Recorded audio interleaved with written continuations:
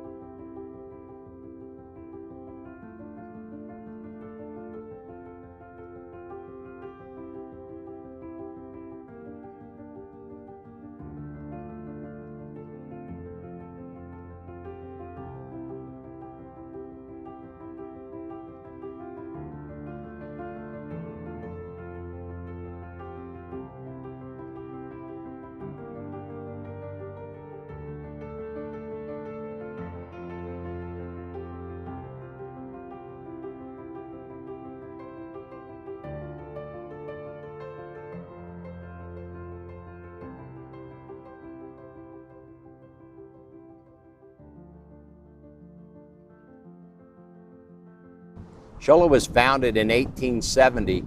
So from 1870 to 2020 is 150 years. So this year would mark our sesquicentennial celebration, or our sesquicentennial history of our community. And I look back at that and we think about how important it is to honor history, remember history, and learn from history. I still remember when Show Low had its centennial celebration in 1970. Some 50 years ago, it was a big celebration. We had a lot of excitement happening in the community. The parade was bigger. The 4th of July rodeo that we had at that time was big. The barbecue was exciting. And I still remember some of the parades and the floats and the things that we did. And when we look back at the history of Show Low, it's been founding upon our founding fathers that gave patronage to our history, from logging, ranching, farming, all of those hard, what we'd call today, very difficult jobs to maintain and keep. And they were difficult for people, so they got together and they celebrated more and more. And I can tell you that this year, when we had to cancel our parade, was difficult. Because for 2 years I have worked hard to try to focus on bigger celebration for our sesquicentennial. We wanted to have our barbecue festival bigger. We wanted to have Show Low days bigger. And we certainly wanted to celebrate the history of our country with the history of our community bigger and better than we ever had. So the decision that I supported, because of the safety of the people, was a very difficult one to do, because it's something that we really wanted to celebrate. But as we look back at it, we're going to be stronger and better because of this. I can tell you that our freedom is built more upon than just a parade or just remembering 150 years. It's remembering back to the people who fought and gave their lives for the freedoms and liberties that we enjoy. My patriotism level has always been extremely high. It's something that I associate with respect.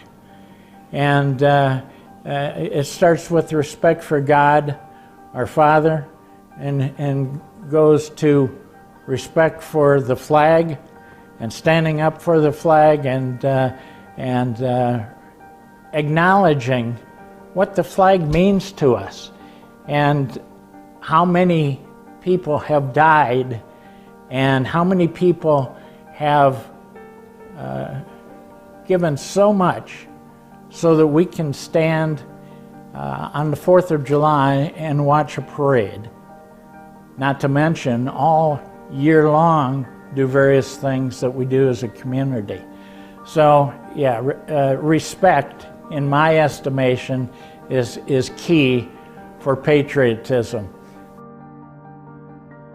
I feel like people, if they are not united with a cause, you know, if we're not able to gather together, people begin to scatter, and we end up with different thoughts here and there. And I know our country's in so much chaos, but this country really truly was founded on certain things, and I think it's just a crime to try to erase that history that our country was built on.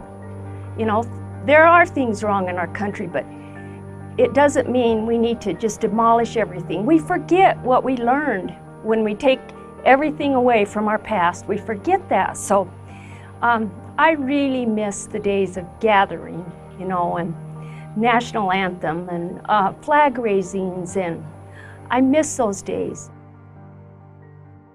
I think a lot of our people that came into this region, they were already independent.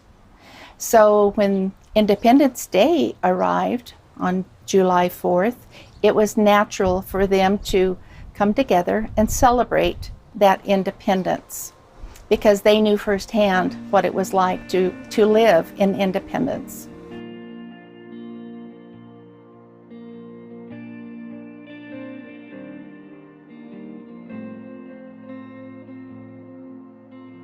What we are doing today will define tomorrow.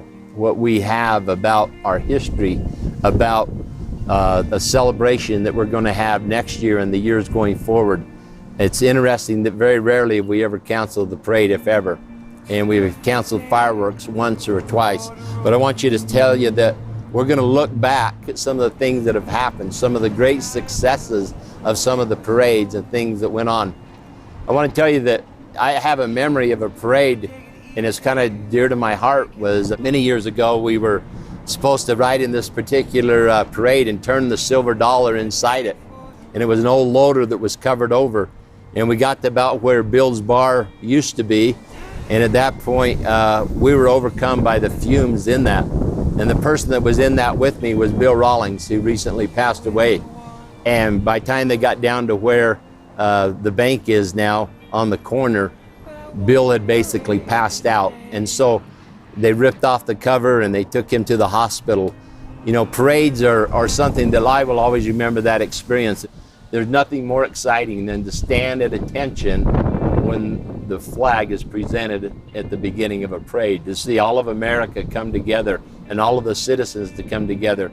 But you can do that in your own home here this year. You can find a place, find a flag, teach your family the importance of it, and I think that's important. I remember the 4th of July in Show Low was bigger than Christmas. It was our holiday. My mom would make me a new Western shirt, my brother's a Western shirt, and if she was too busy, we'd go down to Nick's Market, Nick's Friday, and buy one. You know, the red bandanas and the little snap buttons, you can just picture them, and you know, you're just so excited to wear that shirt.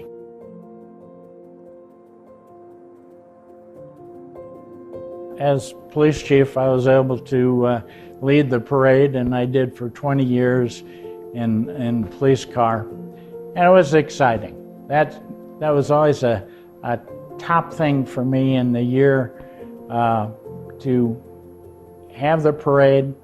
And at that time, we had a lot of dignitaries too that came into town.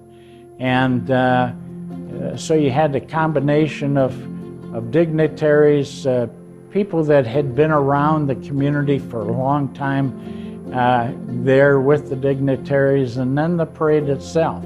So the whole day was a fun event. So in Show Low, you couldn't have a parade and an Independence Day, 4th of July celebration, however you want to refer to it, without a rodeo, because ranching was one of the first, it was the industry. You either ranched and had cattle or sheep, or you worked in the lumber, harvesting our ponderosa pine. I remember the Queen, the royalty, trying to get that all together, and I sat so many hours at Nick's Market at the bake sale selling goodies for whoever my mom and dad assigned me to that day for the Queen, you know, and the winner of the royalty thing, the Queen, was always the one who raised the most money. So it was a huge deal in town, I remember that. The rodeo queens have always played an intricate role in rodeoing and parades and just everything to do with the 4th of July events. So I'll read this quote. The method of electing rodeo queens used to be according to how much money each raised selling raffle tickets. In 1949, the bar crowd was determined to elect Dot McNeil, who owned the Navajo Inn. And that building sits right across the street from the Show Museum today, not as a bar anymore. She was around 50 at the time and thoroughly enjoyed her honor. In 1989, all past rodeo queens were honored and rode in the parade as grand marshals. Megan Baird attended Shiloh High School and was teen rodeo queen for Taylor in 1994. But the rodeo was canceled that year, and that was the first, because cattle were being quarantined. So she called herself the Quarantine Queen. And like today, we can't have our celebration because in a sense we're being quarantined as well. You know, about 2 weeks before, I can just picture us in somebody's barn or garage or something with the chicken wire around somebody's trailer, and your fingers just get sore and numb from those Kleenex tissues that you're trying to stuff in to make the floats. And everybody in town was doing that because every part of the church, we called them auxiliaries, every organization had their own float. And so it was even a contest between the ward members, the church members, you know, what float would be the best to match the theme, just like they do now. Eb Lewis was always a favorite of the entire crowd, and me as well. We never, ever knew what Eb was going to put in that parade, ever, and it was always quite a surprise. But the one year, he had rigged up a washing machine, and he was riding through on the parade route, and all of a sudden he would just pop up out of the washing machine like a jack-in-the-box.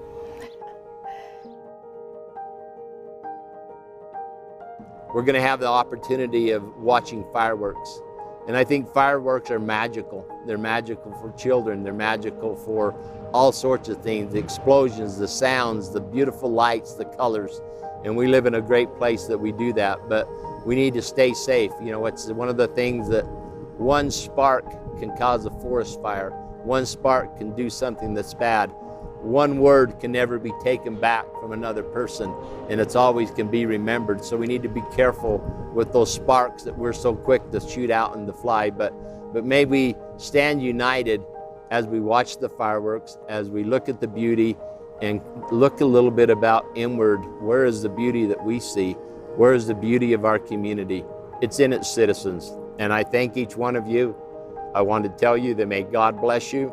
May you have a great 4th of July. May you remember the freedoms, the liberties that you stand for, and may you be willing not to give them up easily, but to fight for them. And may we protect the Constitution and our rights. I so hope and pray that we will do that. May God bless you, and may He bless the United States of America. Thank you.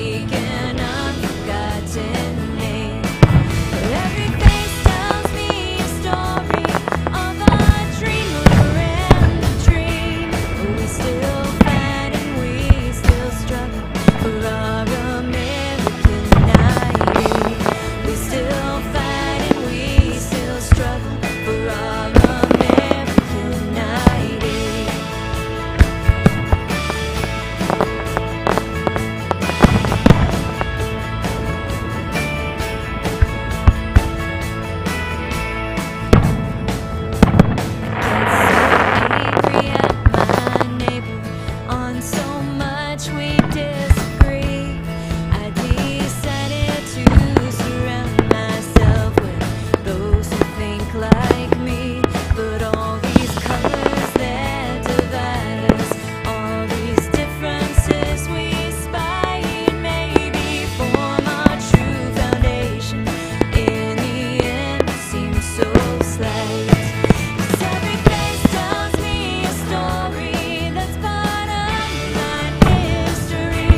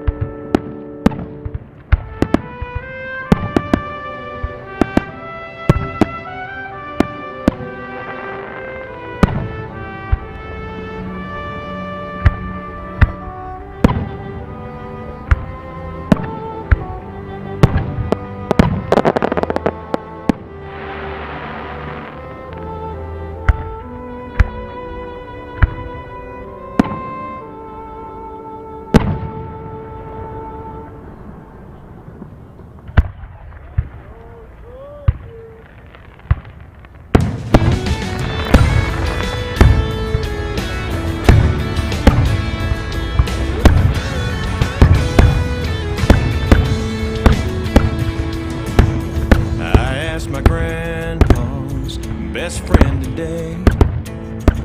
As we were leaving a good man's wake, what kept your buddies for so many years? He said, son, we were there. We were there. We were the sons of liberty, on side by side on the sands of Normandy when duty called. Him and I, we did our share. Yes, son, we were there. See, we were brothers, brothers in arms, from the battlefield back to neighbors on the farm. You had to be there, son, to really understand what it means to serve your fellow man. We were there when Martin Luther had his dream. We were there, saw JFK, heard the siren scream. We were there for our sons in Vietnam. We were there for this great land. There was the day Liberty cried. We saw the towers crashing down. Past 3,000 heroes died. We stood as one, never to fear. Yes, son, we were there. And now you lay there, red and white and blue. Your voice is still, but I can still hear you saying we were there. We were the sons of liberty for America, home of the brave, land of the free. When duty called, you and I, we did our share.